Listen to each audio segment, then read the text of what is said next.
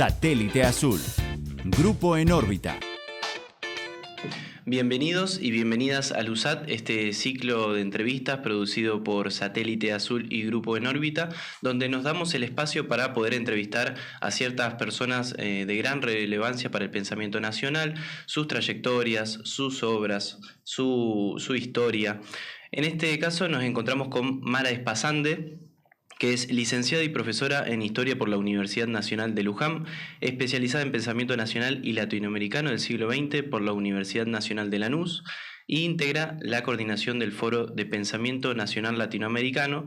Nos visita en la ciudad de Santa Fe en el marco de un ciclo de charlas que se llama Hacer Historia en Tiempos de Crisis, que lo organiza el Centro Mujica, Centro de Estudios Sociales y Históricos, Pedro Carlos Mujica, la Asociación ASOFIL, que es la Asociación de Filosofía de la Ciudad de Santa Fe, y el Foro de Pensamiento Nacional Latinoamericano. También me acompaña a mi lado un amigo de la casa que es Juan Cruz Román. Juan Cruz, ¿cómo estás? Hola Rami, ¿cómo estás? Gracias por invitarme a una segunda entrevista. A mí me encanta hacer esto. Bueno, y tenemos hoy el honor de recibir a Mara Espasande. ¿Cómo estás, Mara? ¿Qué tal? Un gusto, un placer estar aquí en Santa Fe y con ustedes en esta entrevista. Es la primera entrevista que vamos a estar hablando específicamente de historia.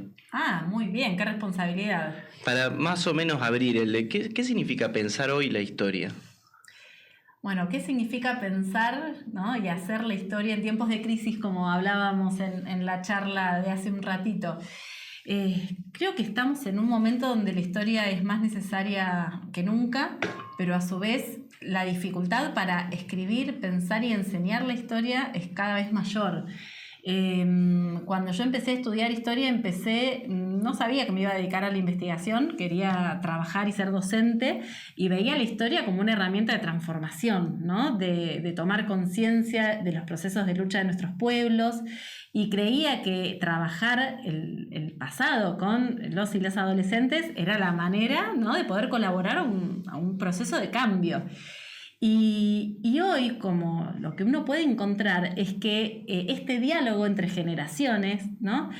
ha tenido y ha tomado características muy particulares que presentan desafíos enormes, porque los universos culturales que antes compartíamos, inclusive siendo los más pibes, los más grandes, los de mediana edad, había muchos espacios de intercambio y de construcción simbólica similar. Entonces, en algún punto el diálogo y el intercambio era bastante sencillo. Hoy por hoy yo creo que estamos frente a un desafío enorme, y esto lo digo para todos los que nos dedicamos para escribir historia, pero también para enseñar como docentes, que justamente implica poder dialogar con los otros, con las otras, pero a partir de cuestiones que sean significativas, ¿no? Entonces me parece que hoy hacer historia es mucho más difícil que hace algunos años, porque cuando investigamos desde esta corriente, el pensamiento nacional latinoamericano, lo primero que nos preguntamos es ¿para qué escribimos? ¿Para quién? ¿Y con qué objetivo? Entonces, si seguimos soñando que la historia colabore a los procesos de liberación de nuestros pueblos, si seguimos pensando y buscando que sea una herramienta de ayudar a formar conciencias, ¿no? y acompañar las luchas que dan los pueblos, cuando nos encontramos en momentos de crisis como estos, obviamente que nos sentimos interpelados por todos lados. Partiendo de que la única verdad es la realidad, nos vamos un poquito hacia el peronismo y lo que nos interesa a los que militamos en el amplio Frente Nacional y Popular. Te pregunto, hay una búsqueda de la verdad también en la historia, ¿y hay una sola historia? Hay una búsqueda de la verdad, ¿sí? Y evidentemente no hay una sola historia. Esto es, cuando uno comienza a estudiar la historia como disciplina, una de las primeras cuestiones que se presentan es, bueno, ¿qué es la historia? ¿Cómo se construye? ¿Cuáles son las diversas maneras de entender un hecho histórico? Y esta pregunta de si hay una verdad es muy interesante, porque entramos como en el terreno de si no hay una sola verdad, ¿qué significa? Que cada uno puede construir un relato. Termina siendo relativo la verdad, por eso, si la única verdad es la realidad, bueno, ¿cómo transamos eso en gente que opina tan dispar? Exactamente, bueno, y ahí dentro de los debates que se han dado, yo creo que está bueno pensar a la historia como en dos dimensiones, ¿no? es imposible porque nuestro objeto de estudio no lo podemos reproducir. Esta es una de las cosas que tiene esta disciplina, que no es como en otras ciencias que podemos reconstruir y observar in situ lo que estamos estudiando. Tenemos una mediación, que son las fuentes, ¿no? Entonces, lo que ocurrió sí, ocurrió y hay una verdad en eso acontecido que ya no existe y que no es contemporáneo, pero que ocurrió y que transcurrió. Entonces, me parece que ahí la clave está en sí hay elementos de verdad que todos los historiadores y las historiadoras tenemos que considerar, que son las fuentes. Entonces, hay diferentes interpretaciones sobre eso que ocurrió y hay diferentes maneras de seleccionar la fuente, de ver cómo interpreto una cosa, la otra, qué valor le doy. Y entonces ahí aparecen diferentes historias, diferentes relatos sobre un mismo hecho. Lo que sí yo no puedo hacer es acomodar la fuente como a mí más me gusta, para un lado o para el otro, por derecha o por izquierda, y generar e inventar una historia. Yo no tengo aquellos elementos que me permitan decir, bueno, esto ocurrió y yo lo puedo interpretar de esta manera. Me parece que la historia es apasionante justamente por esto, porque nos invita a reflexionar sobre cómo se construye el conocimiento y que todo el conocimiento está cruzado por la persona que lo produce. Ahí se volvió, antes era 70 años de decadencia, para lo que estamos viviendo el gobierno actual, que hacían referencia por ahí en oposición al peronismo, a las clases populares, de 70 años de decadencia en política. Hoy están hablando de 100 años de decadencia. ¿Con qué nos encontramos? ¿Cuál es el modelo que en teoría es el que funciona 100 años atrás de la Argentina?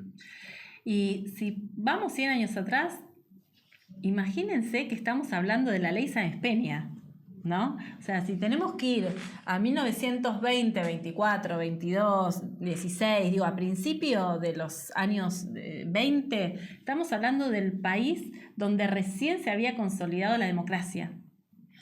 El país que el gobierno actual plantea y reivindica desde su discurso libertario es el país de 1910, y así lo dice, ¿no? Quiere volver a aquel país de las vacas gordas, como era llamado en alguna época, donde los números de la macroeconomía, ahora que se habla tanto de macroeconomía, daban bien. Pero ahí la pregunta que nos tenemos que dar, primero sí, buscar las fuentes de nuevo. Sí, buscar qué pasa con las fuentes. Hay que ver si existía el INDEC en 1910, ¿no es cierto? Y el tema no solo uno tiene que mirar la riqueza y lo que produce un país, sino lo que tiene que mirar es cómo se distribuye esa riqueza. Entonces, si vos tomás el país de 1910, te vas a encontrar con, por ejemplo, fiestas suntuosas por el centenario de la Revolución de Mayo, en el mismo día en que en la ciudad de Buenos Aires se declara el estado de sitio porque los trabajadores del puerto estaban y el movimiento sindical estaba de paro. Entonces, es un país desigual, un país para pocos, un país con una concentración de la riqueza y de la renta agraria en pocas manos, que además mantenía un consumo suntuoso al nivel de que un argentino era conocido en los salones de París, se decía rico como un argentino. Claro. O se decía, viajan con la vaca atada, porque literalmente la oligarquía argentina llevaban la vaca en el viaje, ¿no? Cruzando el Atlántico. Bueno, lo de tirar manteca al techo, bueno, historias de que tiraban la vajilla entera por la borda de los barcos, o sea, esta suntuosidad, ¿no es cierto? Y la opulencia, que también hace a la mala utilización de la riqueza nacional. O sea, en beneficio de, no sé, el disfrute de unos pocos, que encima lo hacen de esta manera. Y esa combinación, el disfrute de unos pocos y parte de la renta, como decía Scalabrini Ortiz, una parte se fue para el consumo suntuoso y la otra se fue por una canaleta directo a Londres. Claro. ¿No? Es un país donde en una articulación de nuestra oligarquía con actores extranjeros, en este caso el imperialismo británico, se apropiaban de la renta. Ahora, era un país que era una promesa para el mundo. Y en realidad, ¿para qué mundo? Bueno, para el mundo civilizado, entre comillas, para la Europa civilizada, para la Europa industrial, que necesitaba carnes, materias primas, cereales, baratos y en gran cantidad, porque ellos estaban desarrollando un modelo industrial. Entonces yo creo que ahí hay un punto de partida, no solo desde lo económico, por la cuestión del libre comercio, sino también desde lo cultural. Hay una búsqueda en lo discursivo de nuestro presidente y parte de esa fuerza política de cuando el pueblo no hacía política. Porque en última instancia es eso, ¿no? Cuando antes de la democracia. chusma radical no participaba, cuando el Estado estaba en manos de aquellos que la gente de bien o que naturalmente deberían ejercer la función pública. Que es el mismo discurso cuando uno lee, y es interesante los inicios del radicalismo, ese discurso es el discurso que la misma oligarquía tiene cuando comienza a ver los cuadros políticos, los líderes políticos radicales, ¿no? No lo puede creer. Dice, ¿cómo esta gente son guarangos inauditos? Miren el diario La Nación, los titulares de La Nación de esos días, cuando asume Irigoyen, no lo podían creer los tipos. Decía, en el Congreso se escuchan voces que ni en las asambleas salvajes de Asia y de África. Y eso estoy parafraseando así, casi textual, porque había un no poder creer que la chusma radical pobre, digamos pobre, eran sectores medios, pero sí, digo, para el imaginario de la oligarquía, que entraran a la función pública. Había una cuestión de clase ahí también en el marco de su pensamiento. Exactamente. Sí, Hipólito Yrigoyen aparte debe ser de los primeros y más vapuleados por la prensa de la historia argentina. Bueno, le decían el peludo, ¿no? La campaña en los años 30, en el año 30, cuando le hacen el golpe de Estado, los medios ocupan un lugar central. O sea, hay toda una articulación del poder cultural de la oligarquía que actúa, que el primero contra el cual actúan son los radicales. Te transmite una preocupación, a ver cómo lo interpretás vos, y si alguna vez te lo has planteado. Yo creo que, yendo muy a la coyuntura y a lo que está pasando, bueno, Milei en la presidencia de la Nación, todo ese bloque libertario que se incorporó desde el 2017 más o menos a la Cámara de Diputados, a la Cámara de Senadores, ahora actualmente, cómo se organizaron el conjunto de fuerzas políticas que acompañaron la candidatura de Massa el año pasado, cuáles son los que acompañaron o los sectores que acompañaron a Milei.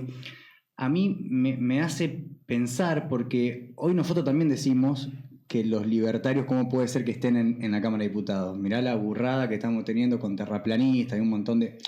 Entonces, sin salvar la distancia, que me parece que nuestra crítica no es de una postura clasista, sino que tiene más que ver con una postura más cognitiva, tal vez, y no del sector de clase. Realmente la campaña de Massa fue muy parecida a la campaña de la Unión Democrática, si uno se pone a pensarlo. Y resulta que los bichos raros son ellos que... Los bichos raros y los que no estarían capacitados para hacer política, que en algún momento fue el radicalismo. Bueno, ¿cómo compensamos este giro, si se quiere, de las masas hacia un liberalismo, o el liberalismo que tenemos hoy? De repente hay una masa popular que acompaña a Milei. Sí, yo lo pensaba durante la campaña, esto mismo que estás diciendo, y a mí me pasaba de mis propias lecturas sobre algunos dirigentes y dirigentas que veía, me encontraba, claro, con una mirada absolutamente despectiva, ¿no? Que me llamaba a la autorreflexión, a decir, bueno, a ver, esto de hay un voto popular, que para mí, en este sentido, soy profundamente democrática y creo que el voto tiene mensajes. El pueblo no se equivoca, para Mara es pasando. Bueno, qué titular.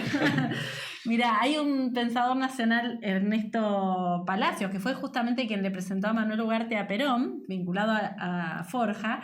Tenía una frase que después la pueden buscar para citarla de manera perfecta, pero decía... Algo así como los pueblos no se equivocan en el juicio, a veces sí en el por dónde ir. Bien. Pero lo dice de una manera mucho más exacta y con vocabulario propio de los años, ¿no? De los años 30. Pero digo, hay algo de eso. En el mensaje hay algo de lo que se expresó, que yo creo que ahí hay algo para escuchar y algo donde no podemos decir es producto de las redes sociales y nada más. A que todavía hoy no le encontramos la vuelta por dónde entrarle al sector popular, que siempre el peronismo históricamente ha tenido más injerencia. A mí me hace pensar que, bueno, hace 10 años quizás estaban más presentes debates históricos, políticos, que hoy no sabes por dónde encauzarlos, no sabes si va a tener la relevancia que tiene que tener o el interés por parte del pueblo. ¿Cuál sentís que tendrían que ser los primeros pasos para volver a recomponer esa relación nuestra con hacia dónde tenemos que ir? ¿Cuáles son las cosas que tenemos que discutir? Porque por ahí vemos en agenda un montón de cosas que no sabemos si son realmente o no son las importantes. Mira, yo creo que una de las claves para los militantes y las militantes es empezar a escuchar ¿no? Y a mirar y a tratar de tomar el ejemplo de los grandes pensadores nacionales, como por ejemplo don Arturo Jauretche, que en los años 30, que eran años de mucha desazón, de mucha tristeza política, más allá de los problemas económicos, se dedicó a recorrer y a escuchar y a tratar de entender qué le pasaba al hombre y a la mujer de a pie. A mí me parece, y vuelvo un poco con lo anterior, que estas representaciones políticas que aparecen en el mundo libertario son representaciones, digamos, de universos que en principio parecen marginales, Sí. ¿no? Que no son universos en los cuales él o la militante política en términos tradicionales, ya sea de izquierda o de derecha, de centro a arriba, digo, eso es otro debate, pero que en general se encontraba. Son personajes particulares. Uno dice, ¿dónde salió esto? Y esta pregunta de dónde salió, Sí. que me encuentro muy seguido haciéndomela, me parece que tiene que ver con decir, salió de nuestra sociedad. La sociedad argentina cambió mucho. Y me parece que muchos y muchas seguimos mirando o pensando en la sociedad argentina con parámetros de hace 20, 30 o 40 años, sin darnos cuenta que ese universo social y que el mundo del trabajo y que las formas en las cuales se construyen las subjetividades, es decir, cómo cada uno se concibe a sí mismo, cómo concibe al otro, al vecino, a la vecina, a la comunidad, al espacio donde vive, es distinto. Entonces me parece que hay una clave de ir a mirar, escuchar, a ver qué pasa en estas diversidades y en estos mundos que están por fuera de los canales habituales. Digo, canales habituales y espacios habituales, ¿no? Las universidades, los colegios, los trabajos, los sindicatos, los clubes, los espacios de socialización que hasta hace algunos años agrupaban a la gran mayoría de la población, ¿no? Creo que hoy esa sociedad argentina es distinta y me parece que habría que empezar por ahí para ver cuáles son las demandas y los problemas de esta nueva realidad. Para el caso historia, eso se presenta como un desafío también, interpreto. Sí. De repente, ¿cómo haces para buscar una fuente cuando hoy hay como una masividad en un TikTok que te genera conciencia? Bueno, no sé cómo, porque antes capaz que vos podés ir al titular del diario La Nación, pero no te vas a buscar en 1 millón de videos que son efímeros, o sea, duran un segundo. Eso va a ser un gran problema para los historiadores y las historiadoras del futuro. Yo siempre hago el chiste y digo, no sé cómo van a ser nuestros queridos colegas. Hay todo un debate vinculado a desde cuándo se puede empezar a estudiar la historia. Que está bueno pensarlo. O sea, ¿qué es historia? ¿El kirchnerismo es historia? Claro. ¿El macrismo es historia? ¿Cuánto tiempo tiene que pasar para ser considerado un hecho histórico? ¿Cómo lo están haciendo en la NUSA a eso? ¿Hasta dónde llegan? Bueno, cada uno encuentra su propia respuesta, yo te doy la mía. Yo creo que todo problema es problema histórico y el presente es un problema histórico también. Esta es una concepción que yo tengo, porque durante mucho tiempo el sesgo positivista decía, bueno, hay que tomar distancia, hay que esperar a que pasen, algo hasta medio ridículo, se contaban los años. Bueno, a ver, entonces, es verdad que cuando uno puede tomar una perspectiva, ¿no? Fue bastante particular. El año pasado colaboré con Norberto Galazo, con quien me formé y es mi maestro, con su breve historia argentina. Él escribió una breve historia y sintetizó su obra en un libro único y fue todo un debate hasta dónde llegábamos. Claro. Y con la editorial también, ¿no? Finalmente lo que se optó fue hacer una descripción como muy en profundidad hasta el momento, hasta el 2019, y luego en un epílogo o en un último capítulo hacer los comentarios vinculados al presente que uno habita. Porque es difícil hacer una descripción cuando uno es parte. Pero bueno, más allá de eso, creo que si uno considera que toda la historia está cruzada por la subjetividad de quien escribe, en todo caso tenés que tener algunos cuidados, pero es lo mismo escribir del hecho, ¿no?, reciente como del hecho remoto. En todo caso tendrán tiempo de cambiar su opinión en unos 10 años. Mira, yo cuando doy clases en terciario siempre digo, vieron que uno dice la historia sirve para comprender el presente. Bueno, entonces les digo a los profes de historia, ¿cuánto hablan sobre el presente en sus clases con los chicos? Porque si la historia sirve, tenemos que hablar de historia todo el tiempo junto a lo que pasa hoy. Si no hay un anclaje es muy difícil. ¿para qué esta historia si no? Porque por una cuestión de, ¿no?, de erudición o de curiosidad, de conocer. Justamente porque es parte de nuestra identidad. Y ese vínculo entre el pasado y el presente hoy está en disputa. Hoy lo nombraste a Galasso y decías de esos autores que supieron en su momento interpretar la historia argentina. ¿Cuáles han sido los que te han formado cuando vos empezaste a recorrer el campo de la historia? ¿Cuáles han sido esos historiadores que han sabido marcar época? Bueno, yo lo conocí a Norberto Galasso, que para mí es el historiador contemporáneo más importante. Cuando era muy, muy piba, había empezado a estudiar 18 años y tuve la posibilidad de escucharlo, casualmente en una charla sobre historiografía, que se hacía un poquito la pregunta del principio, de qué es la historia y cómo se cuenta. Y a partir de allí empecé a leerlo a él, y claro, y me formé en la parte académica y con las lecturas del revisionismo en simultáneo, y por momentos parecían mundos absolutamente distintos. Y a partir de Galasso empecé a leer a Arturo Jauretche, que me marcó muchísimo, a Hernández Arregui, otro gran pensador nacional, y después, bueno, ahí empecé Scalabrini Ortiz como otro de los autores, y fue mi puerta como de ingreso a ese universo, ¿no?, al universo del pensamiento nacional, que después dialoga con otros vinculados a la filosofía, la sociología, y se abre un universo enorme. Sí, a lo largo de la historia argentina tenemos como grandes hitos, que bueno, no sé si hito, pero grandes corrientes, se podría decir, como lo es la primera liberal y oficial de Mitre, cuando se constituye el Estado argentino. Después el revisionismo. ¿Hay un revisionismo? ¿Hay otras corrientes que siguieron en la historia? El debate del revisionismo yo creo que hoy es fundamental porque se encuentra muy atravesado por los debates sobre el nacionalismo, ¿no? La historia argentina, como decís vos, nace de la mano del relato liberal, que es el que hoy se está tratando de reflotar. El Alberdi liberal. Vieron que Alberdi es una figura además de disputa de todos lados. Hay algunas figuras particulares que se las tironean. Hasta antes de su lecho de muerte, Alberdi, después ya... Claro. Pero digo, ahí se constituye y nace.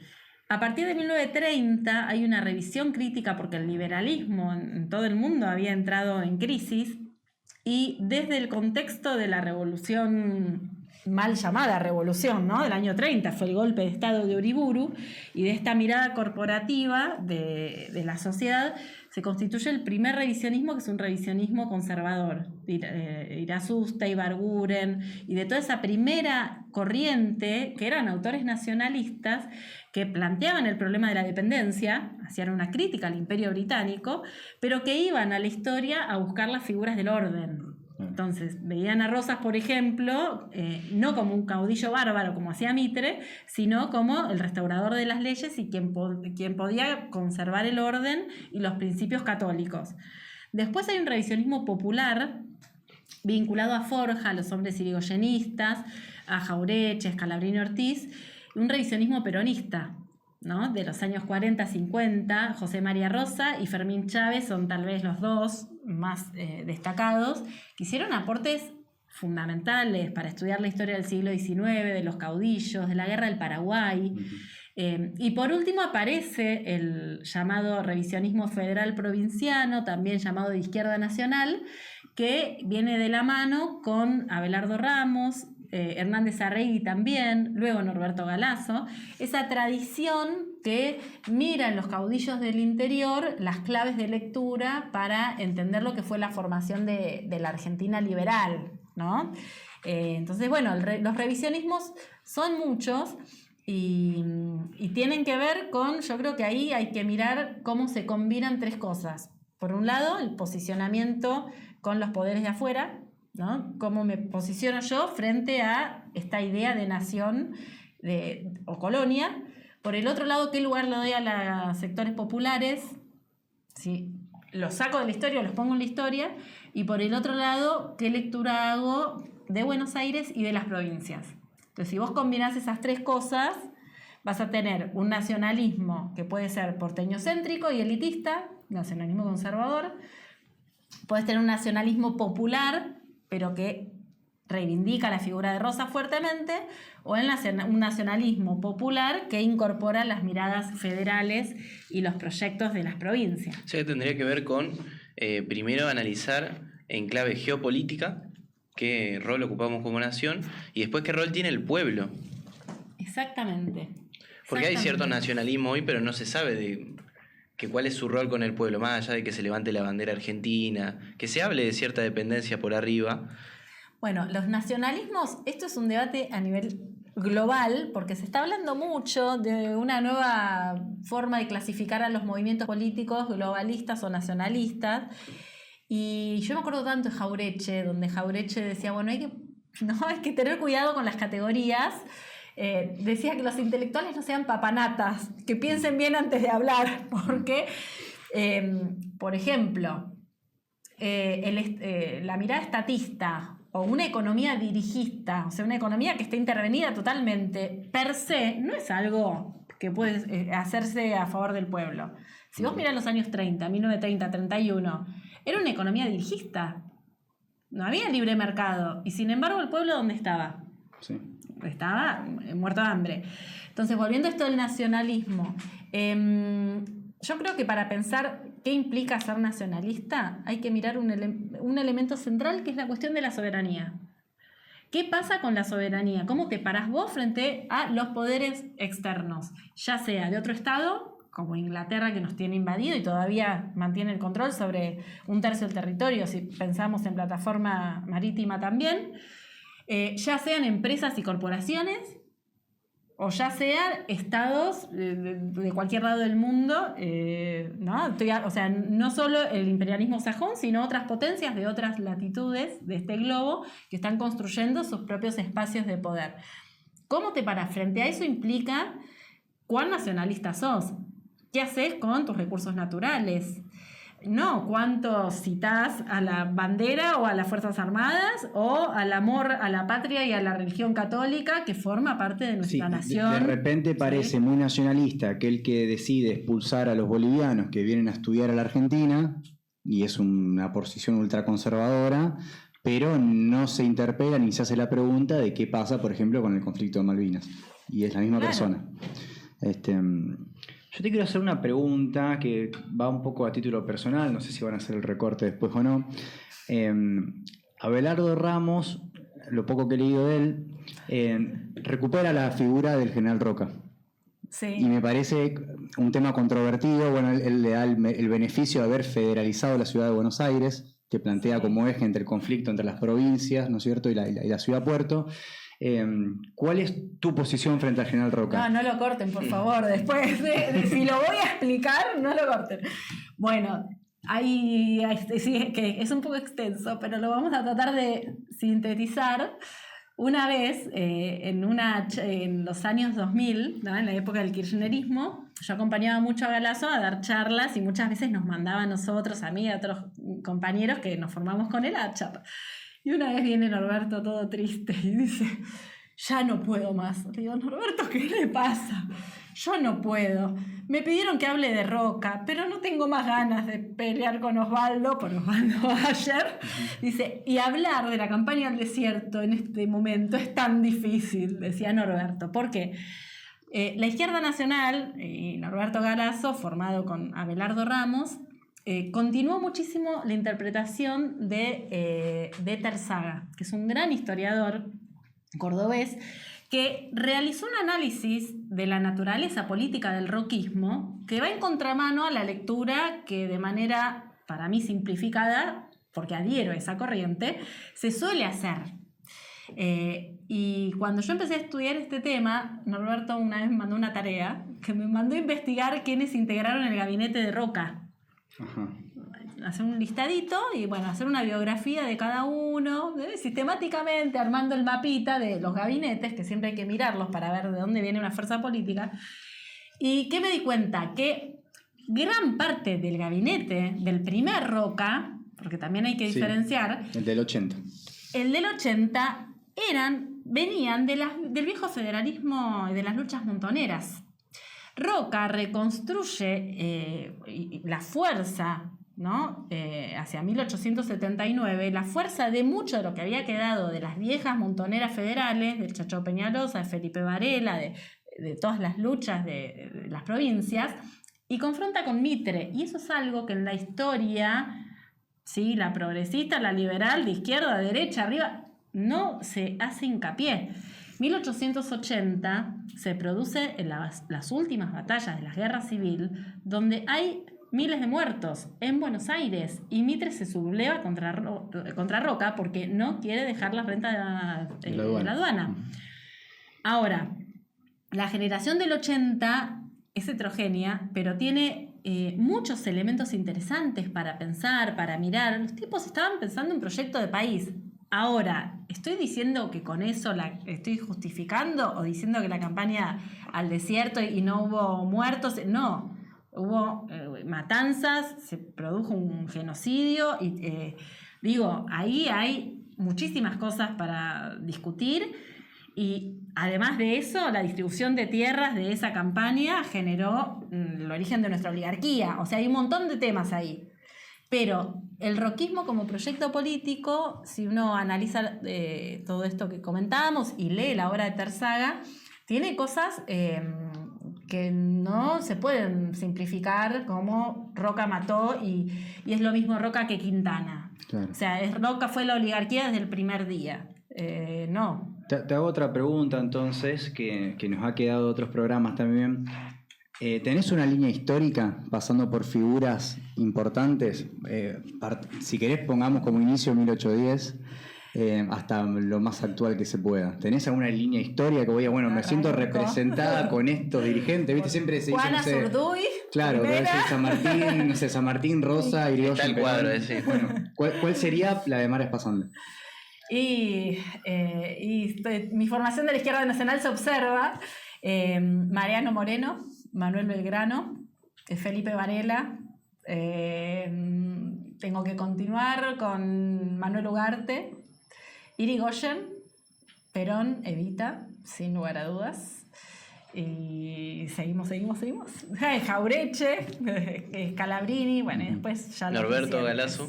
Norberto Galazo, sí. ¿Has desarrollado trabajos con Norberto Galazo?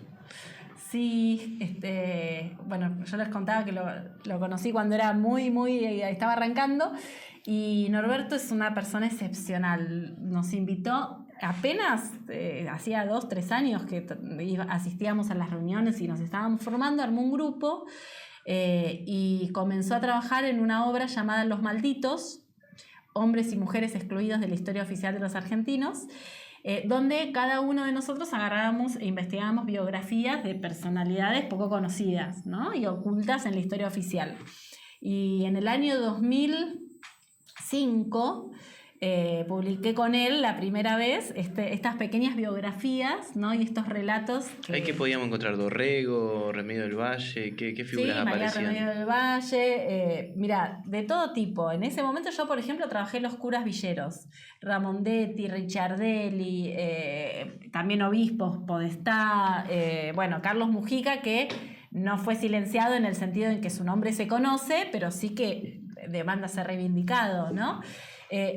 Ese universo hasta, por ejemplo, personas sobre las cuales su obra haya sido tergiversada. Por ejemplo, Mariano Moreno no es un silenciado, pero sí la historia oficial contó un Mariano Moreno que lo acomodó a su medida. El abogado del libre cambio. Exactamente, el de la representación de los hacendados. Uh-huh. Entonces, también figuras conocidas, pero mostrando la contracara, ¿no? Entonces ahí publicamos, se trata de un diccionario de 4 tomos. En aquella época, digo esto también para marcar cómo hay historiadores y personas dedicadas a la cultura que son solidarias, que siempre motivaron la participación de los más jóvenes, y que me parece que es algo fundamental para tener en cuenta, ¿no? Y el año pasado publicamos juntos con él este libro que se puede descargar, lo pueden buscar por internet, que es un encargo que fue del Museo Parlamentario del Congreso de la Nación, y la verdad es que fue muy interesante hacerlo porque reflexionábamos mientras que hacíamos la investigación. Obviamente que para mí trabajar con él es un aprendizaje cotidiano, porque... ¿Fue la segunda vez que trabajaste con él? Haciendo una obra literal. No, en el 2014 publicamos otro libro juntos, que es Ernesto Guevara de la Serna, Cuando no era el Che. Es un libro que publicamos con él y con Maximiliano Molosnik. Ese fue el primer libro que escribí junto a él, digamos, los tres. Y este fue el segundo con Historia del Senado. Y la verdad que es una aventura porque es una persona que tiene un oficio. Él no estudió historia en términos académicos, no, él es contador. Uh-huh. ¿Vos sabés? Es contador.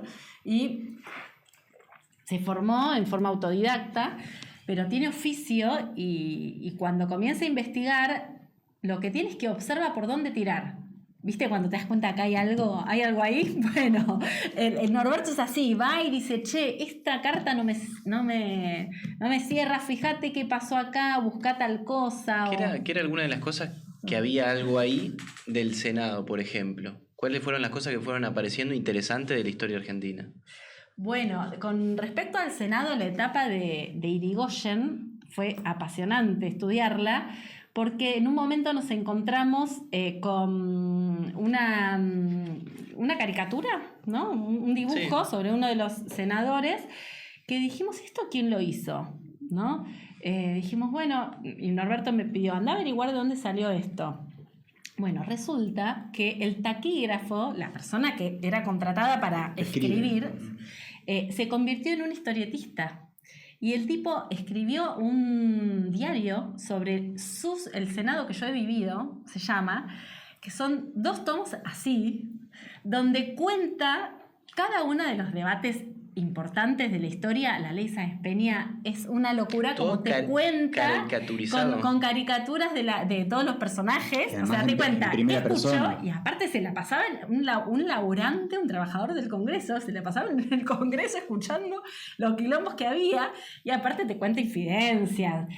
Fulano dice, bueno, algunos que se iban a comprar los trajes, o sea, cosas como muy insólitas.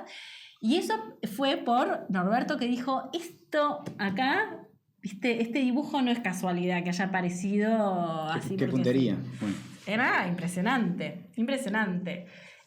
Ramón Columba, si no me equivoco el apellido, es el taquígrafo, que los libros los conseguimos, los tengo, de hecho me los quedé en casa porque los pudimos comprar. Y te cuento una historia del Senado que no tiene desperdicio. Y aparte el tipo trabajó 40 años ahí. Entonces, durante 40 años narró y escribió, llevaba un diario personal de todo lo que escuchaba por ejemplo, el miedo que generó la ley, volviendo a lo de los 100 años de decadencia, el miedo que generó la ley Sáenz Peña, que finalmente la aprueban con la seguridad de que el Partido Conservador iba a ganar. Claro. Había ahí un tema hasta de clase, de confiar con que el pueblo reconocía que el único sector capaz de gobernar era la clase alta. Claro. Entonces, este tipo va desde su lugar de laburante, va contando lo que escuchaba y cómo la primera vez que pierden en las legislativas no lo podían creer, que realmente estaban como si les hubieran cambiado el país. Sí, que quizás de esa manera terminás comprendiendo más con esas pinceladas lo que ocurría realmente en el momento, que era lo que estaba sintiendo el pueblo. Sí. ¿Cuáles son los trabajos que estás desarrollando actualmente? ¿Cuáles son los proyectos que tenés como historiadora? Ahora estoy investigando sobre el movimiento tercermundista en la Iglesia Católica Argentina, en particular los curas villeros. Siempre me llamó la atención por la militancia, ¿no? La figura de Carlos Mujica, que es tan conocida y tan querida. Bueno, justamente la agrupación lleva su nombre, que organizó la actividad del día de hoy. Siempre me llamó la atención que en el mundo académico no existieran muchos trabajos, tesis, ¿no? Doctorales o de posgrado sobre esta temática, y hace años que empecé a trabajar sobre historia de villas, primero sobre las historias de las villas de la ciudad de Buenos Aires, y en particular de los años 60 al 76. Así que estoy preparando un trabajo. ¿Hay material? Publicar. ¿Cómo está el material? Hay mucho material. Hace poquito fui a la Universidad de Tandil, en la UNICEN, la Universidad del Centro. Uno de los curas del Tercer Mundo donó todo su archivo, y gracias yo te diría, al accionar de 3 o 4 sacerdotes que se la rejugaron y guardaron todo el material en los años más duros. Imagínense que el movimiento... encontraban eso y... del 67 hasta el 72. O sea que guardaron todo eso, lo resguardaron, y hay 2 archivos importantes, el de Tandil y el de Córdoba, que otro de los sacerdotes lo donó a la universidad allá. Y después con muchos testimonios, si bien los curas villeros ya de aquella época, porque hoy están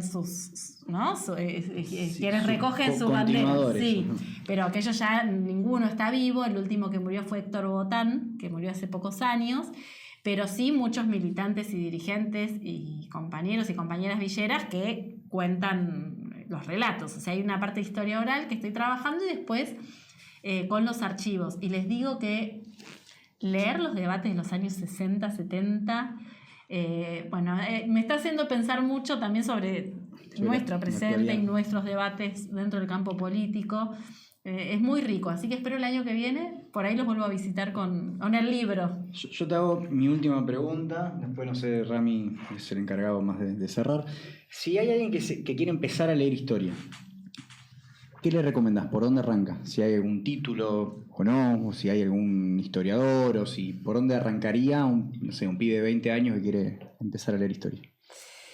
Y yo le recomendaría alguna de las biografías de Norberto Galazo, no puedo ir por otro lado, pero una de las biografías antes que Historia Argentina, a mí eso me atrapó mucho cuando arranqué. La biografía, si tengo que recomendarla hoy, de Enrique Santos Discépolo. Porque leer sobre los años 30 hoy a mí me está ayudando a pensar muchas cosas por el nivel de crisis que estamos atravesando. Si la historia nos enseña algo, es que hay ciclos y que podemos estar muy mal, pero que en el momento menos pensado te aparece un 17 de octubre. Y esos momentos se transitan, y ese libro particularmente hay un relato de la crudeza de esos años que hacen sentir que uno puede transitar lo que viene, y que puede ser duro y que puede ser recontra cruel. Si hablamos de política de la crueldad, los años 30 fueron terribles, y que después de eso vino la etapa en la que los trabajadores y las trabajadoras argentinas fuimos más felices, o que estuvimos mejor, o que hubo más justicia. Y la verdad que salvo Jauretche en el año 42, que lo escribió en una carta, el resto nadie lo venía a venir. Jauretche sí. Pero eso lo dejo para otro día. Sí. No, la verdad que es un placer siempre volver a tratar de historia. Espero que sigamos teniendo estos espacios para debatir. Mara, muchas gracias por venir. Gracias a ustedes, un placer. Satélite Azul. Grupo en órbita.